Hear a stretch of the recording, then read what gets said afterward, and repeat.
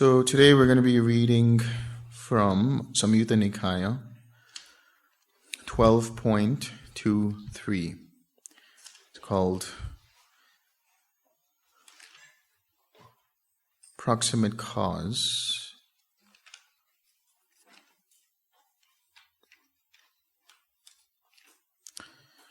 And this is known as the Upanisa Sutta in Pali. So we talked about dependent origination for quite a bit, understanding dependent origination. Dependent origination is the elaboration of the first and second noble truths.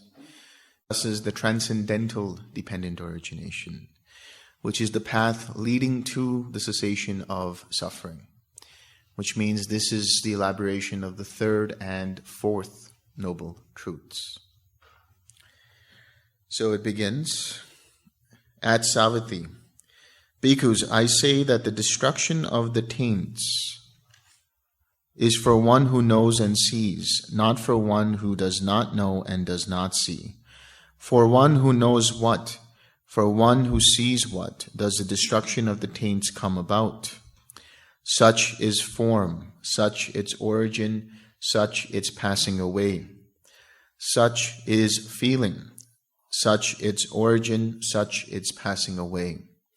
Such is perception, such its origin, such its passing away. Such are volitional formations, such their origin, such their passing away. Such is consciousness, such its origin, such its passing away. It is for one who knows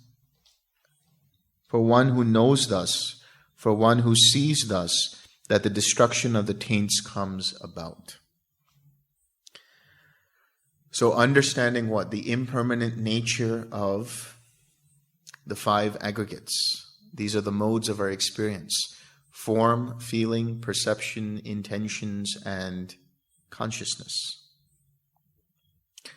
Understanding their impermanent nature, which leads to understanding that they are not worth holding on to, which means that they are not to be considered me, mine, or myself. When you truly experience this, when you truly know this for yourself and see it, when you understand the links of dependent origination by actually experiencing them after you come out of cessation and let go completely, then the destruction of the taints is possible, which means arhatship. I say, bhikkhus, that the knowledge of the destruction in regard to destruction has a proximate cause. So there is the knowledge that the taints have been destroyed, and there is the actual destruction of the taints. It does not lack a proximate cause. And what is the proximate cause for the knowledge of destruction? It should be said, liberation, vimutti. Here, it's really implying the experience of cessation of suffering, cessation, complete cessation. Mind makes contact with nibbana, and from there is liberation of the mind. I say, bhikkhus, that liberation too has a proximate cause. It does not lack a proximate cause. And what is the proximate cause for liberation? It should be said, dispassion. Dispassion, remember we talked about dispassion as detachment, vairagya, right? That is the mind that is in a bubble, unaffected by whatever is going on. Remember that story of holding on to the bowl of oil and just watching that, not being affected by what's going on around you. So staying with the mind, not letting, even things are bombarding the mind, not letting the attention sway there. You become aware, okay, there's a lot of stuff going on, but if you keep your attention on your mind, then dispassion is present, being unaffected by what's going on. I say, bhikkhus, that dispassion too has a proximate cause. It does not lack a proximate cause. And what is the proximate cause for dispassion? It should be said, revulsion, disenchantment. Remember what disenchantment is. You've had too much of that chocolate cake, or you've had too much of that favorite meal of yours. You've seen too many of these thoughts in the mind, and it's tiresome. You want to do away with them. You're done with them. So if they keep coming up, you don't care. You're just disenchanted with them. You're staying with the quiet mind. I say, bhikkhus, that revulsion too has a proximate cause. It does not lack a proximate cause. And what is the proximate cause for revulsion? It should be said, the knowledge and vision of things as they really are. This is yata buddha jnana dasanam. Seeing things as they actually are. The knowledge and vision of things as they actually are. Which is synonymous with upekkha. Equanimity. The perception of equanimity leads to the perception of disenchantment. The perception of disenchantment leads to the perception of dispassion. The perception of dispassion leads to the perception of cessation. So, if the mind is starting to plunge towards cessation, but it's not getting there completely, there's not enough dispassion. If there's not enough dispassion, move one step backward. Go to the disenchantment. If the disenchantment is not strong, go to the equanimity. What if the equanimity is not too strong? Now we'll see. I say, bhikkhus, that the knowledge and vision of things as they really are too has a proximate cause. It does not lack a proximate cause. And what is the proximate cause for the knowledge and vision of things as they really are? It should be said, concentration, samadhi, ekagata, a collected mind. If your mind is not collected enough, that means there won't be equanimity. So if you don't have equanimity, that means you need to strengthen your collectedness. How do you strengthen your collectedness? Now we'll see. I say, bhikkhus, that concentration too has a proximate cause. It does not lack a proximate cause. And what is the proximate cause for concentration? It should be said, happiness. Happiness here is translated from the word sukha. Comfort. Being at ease with everything. Being in the mind, in the body, as it is. No discomfort. But what if there's no discomfort? What do you do then? Or rather, what if there is no comfort?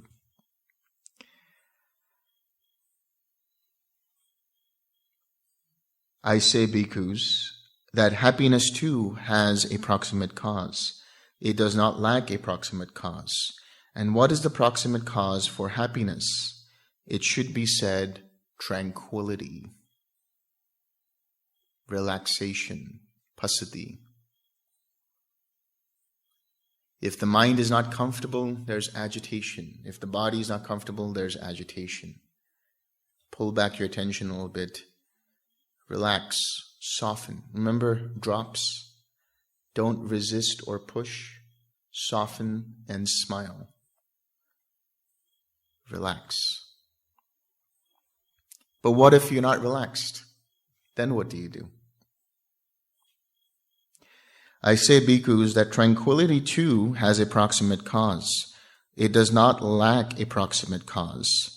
And what is the proximate cause for tranquility? It should be said, rapture, joy, piti. There's not enough enjoyment in the process. If you get too technical, am I in this jhana? Do I have enough of this factor? Am I staying with my object of meditation? Are there hindrances present? Did I do the 6 R's correctly? If you get too technical, there's not enough enjoyment. Let go of that thinking mind, trying to analyze what's going on. Just come back and enjoy the process. Come back to the present moment of the experience and allow joy to come up. So now I should also say what we're looking at is the development of the enlightenment factors as well. Why? Because what is dependent upon the disenchantment? Or rather, what is disenchantment dependent upon? Equanimity. So the enlightenment factor of equanimity is present. Dependent on concentration, the equanimity arises. So you need the concentration factor. Dependent on sukha, the concentration is there. And dependent upon relaxation, the tranquility factor, the sukha is there. Dependent upon the joy factor, the tranquility is there. Remember, when we're doing the 6 R's, what are we doing? We are recognizing, so bringing up the mindfulness, bringing up investigation of states, releasing, balancing the energy, relaxing, having tranquility, coming to the smile, bringing up joy, coming back to your object, concentration and equanimity throughout. But let's say you don't have joy, then what do you do? I say, bhikkhus, that rapture too has a proximate cause. It does not lack a proximate cause. And what is the proximate cause for rapture? It should be said, gladness. This is pamoja in Pali. This is happiness in the Dhamma.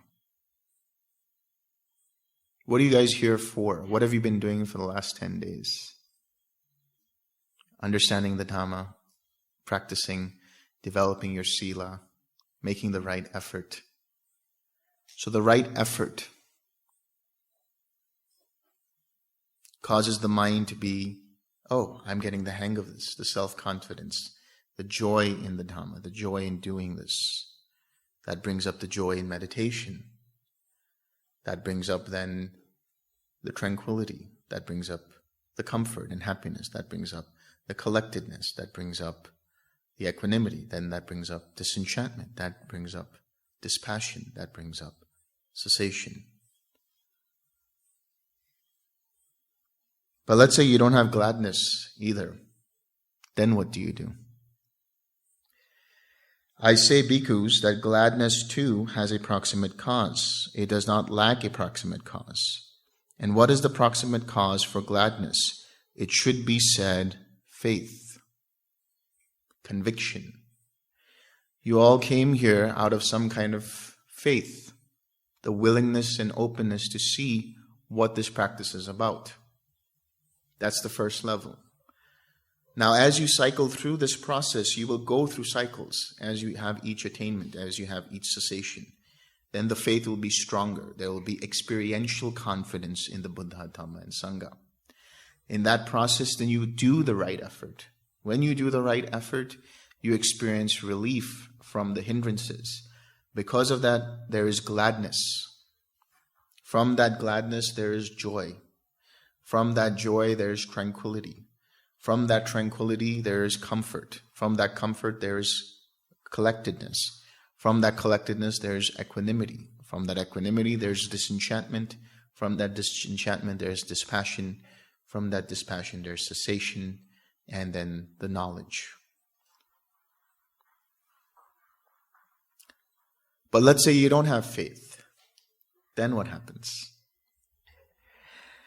I say, bhikkhus, that faith too has a proximate cause. It does not lack a proximate cause. And what is the proximate cause for faith? It should be said, suffering. You haven't suffered enough. You see, when somebody experiences suffering, 2 things can happen. Either they find a way out, which is where the samvega comes from, or they just continue on with their lives. Until there's an actual pain point, people won't change. That's why it makes no sense to go back into the real world and start to evangelize this practice. When people actually experience and see for themselves that, oh, this person is calm, non-agitated, what's going on with them? And they come to you, then you can say, hey, this is what I've been doing. then if they're interested, they can check it out for themselves. But no point in being a Dhamma evangelist. Let your actions, let your words, let your thoughts be the inspiration. So this is transcendental dependent origination. There's more to this, because then it goes into the mundane dependent origination. So I'll just go through that quickly. I say, bhikkhus, that suffering too has a proximate cause. It does not lack a proximate cause. And what is the proximate cause for suffering? It should be said, birth. I say, bhikkhus, that birth too has a proximate cause. It does not lack a proximate cause. And what is the proximate cause for birth? It should be said, habitual tendencies. I say, bhikkhus, that habitual tendencies too have a proximate cause. They do not lack a proximate cause. And what is the proximate cause for habitual tendencies? It should be said, you guys remember? Clinging. I say, bhikkhus, that clinging too has a proximate cause. It does not lack a proximate cause. And what is the proximate cause for clinging? Craving. I say, bhikkhus, that craving too has a proximate cause. It does not lack a proximate cause. And what is the proximate cause for craving? It should be said, feeling and perception. For feeling, it should be said, what is the proximate cause of feeling? Contact. What is the proximate cause of contact? 6 sense bases. What is the proximate cause of the 6 sense bases? Mentality, materiality. What is the proximate cause for mentality, materiality? Consciousness. What is the proximate cause for consciousness? Formations. What is the proximate cause for formations? Ignorance. So, thus, bhikkhus, with ignorance as proximate cause, what comes to be? Formations come to be. With formations as proximate cause, consciousness comes to be. With consciousness as proximate cause, mentality, materiality. With mentality, materiality as cause, 6 sense bases. With 6 sense bases as cause, contact. With contact as cause, with feeling as cause, with craving as cause, with clinging as cause, with habitual tendencies as cause, with birth as cause, with suffering as cause. Let's see how well you guys listened today. Faith. With faith as cause, gladness. With gladness as cause, rapture.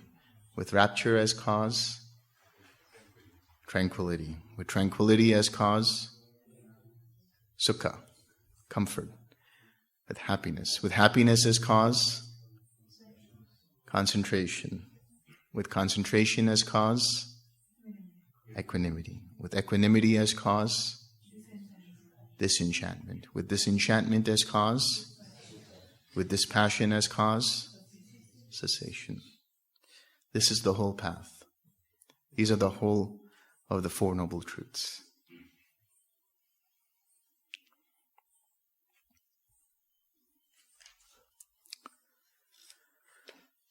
Just as bhikkhus, when rain pours down in thick droplets on a mountain top, the water flows down along the slope and fills the cleft, gullies and creeks. These being full, fill up the pools. These being full, fill up the lakes. These being full, fill up the streams. These being full, fill up the rivers. And these being full, fill up the great ocean. So too, in the same way, all of these fill up one after the other. So with ignorance, then comes formations, consciousness, nama-rupa, and so on. So it just keeps going. So to understand where you are in your practice, to understand what you need to do, just understand the transcendental dependent origination. This is what you have been doing for the last 9 days. Following the Eightfold Path. The Eightfold Path is interwoven in that. The enlightenment factors are interwoven in that. Right effort is interwoven in that. All of the 37 requisites for enlightenment are interwoven in that. But for simplicity's sake, just understand what is required in your meditation based on that series of links of transcendental dependent origination. If you're having a problem with your meditation, go back one step. Develop that, then come back. This is how you do it. This is how you problem solve in your own meditation. This is how you troubleshoot your meditation. Now there is another sutta similar to this, which are 10.1, 10.2, 10.3, 10.4, 10.5, Anguttara Nikaya. They're all the same, but I'm going to just read 10.1. It's very similar to this, but there's a little bit of a difference, and you'll see what I'm talking about.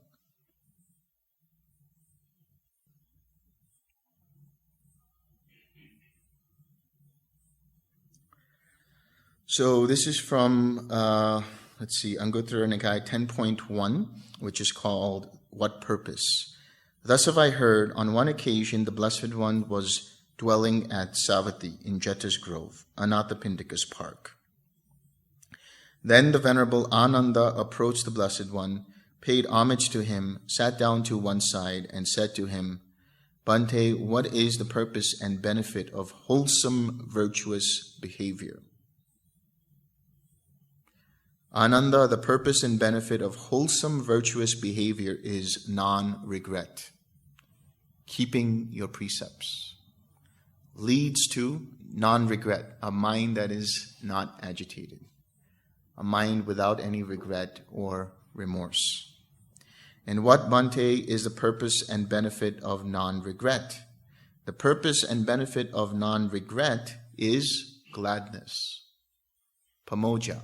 So here, in the first sequence we saw faith leads to gladness. But that faith requires effort.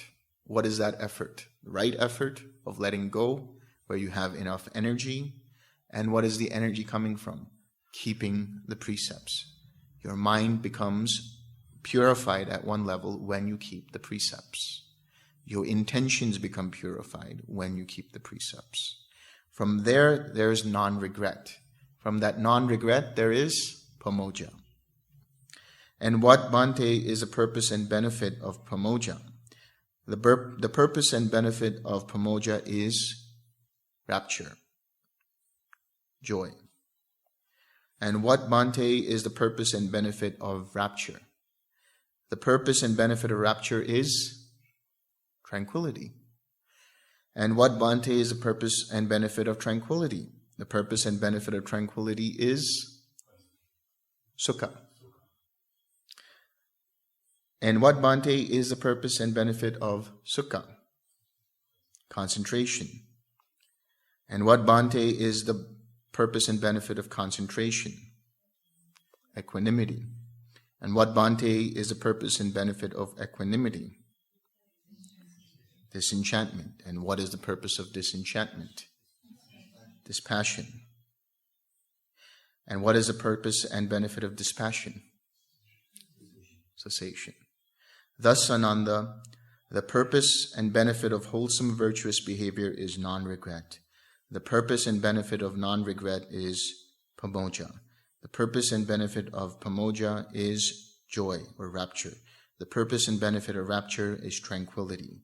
The purpose and benefit of tranquility is happiness or sukha. The purpose and benefit of sukha is concentration. The purpose and benefit of concentration is the knowledge and vision of things as they really are, equanimity. The purpose and benefit of equanimity is disenchantment. The purpose of equanimity is dispassion. And the purpose and benefit of dispassion is the knowledge and vision of liberation. Thus, Ananda, wholesome virtuous behavior progressively leads to the foremost. That's it.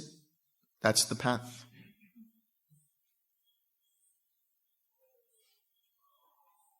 That's all you have to do when you get off retreat now. Make sure you keep the precepts. So, Bhante would say, if you take care of the Dhamma will take care of you. Which means, if you keep your precepts, then everything else falls into place. Just keeping your precepts, your mind remains pure. Your mind remaining pure, your intentions remain pure. Your intentions remaining pure, you won't get caught up or catch yourself in doing things that cause regret. And because of that, your mind remains steady. Maybe not fully steady, but steady enough to start the process of meditation, of samadhi.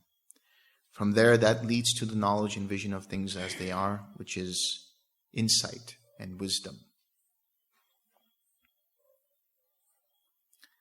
So the tools that you have now, the loving kindness, the compassion, the empathetic joy, the equanimity, the forgiveness, the 6 R's, this is stuff you can apply in every moment.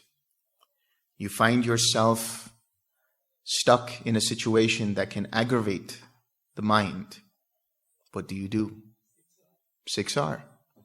Bring up equanimity. You find a situation where a person comes and berates you and gets angry at you. What do you do? Before you react, what do you do? 6R. Take a couple moments. Bring up loving kindness. Bring up compassion. Then respond. You find yourself in a situation where you find envy coming up. What do you do? Recognize that. Let go of that. Bring up empathetic joy. You find yourself in a situation where you're holding on to something. You feel terrible about something. What do you do? Forgiveness.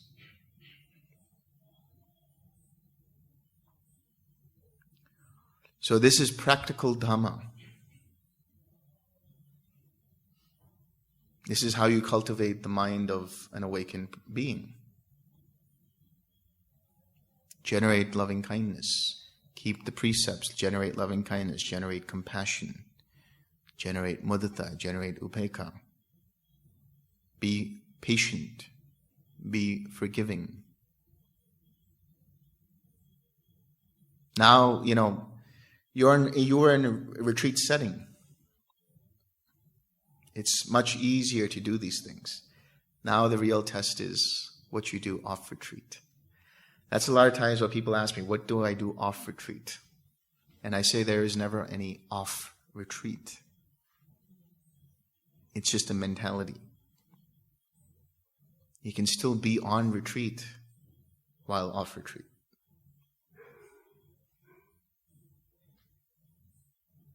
It'll be a little more challenging, that's all. But make it like a game. Be like a little child, make it like a game. Now you understand what happens when you take things personally. Now you understand what happens when you identify with situations. Now you understand how craving arises. In recognizing that, you're able to let go. You're able to 6R. And as you do this, other people become motivated, inspired by that. Instead of continuing the old patterns of an eye for an eye, he said that to me, she said that to me, I'm going to get back at them. How could they say that to me? Why did they do that? Instead of all of those habitual tendencies, you can now recognize them, let them go, and apply the Dhamma. Be a peacemaker. De-escalate situations. Be more aware. Be more mindful. Be more attentive. That's the key. Attention to everything. Relaxed attention to everything. Not trying to focus and figure out things. In the relaxing of it, everything presents itself. You just have to be there, present.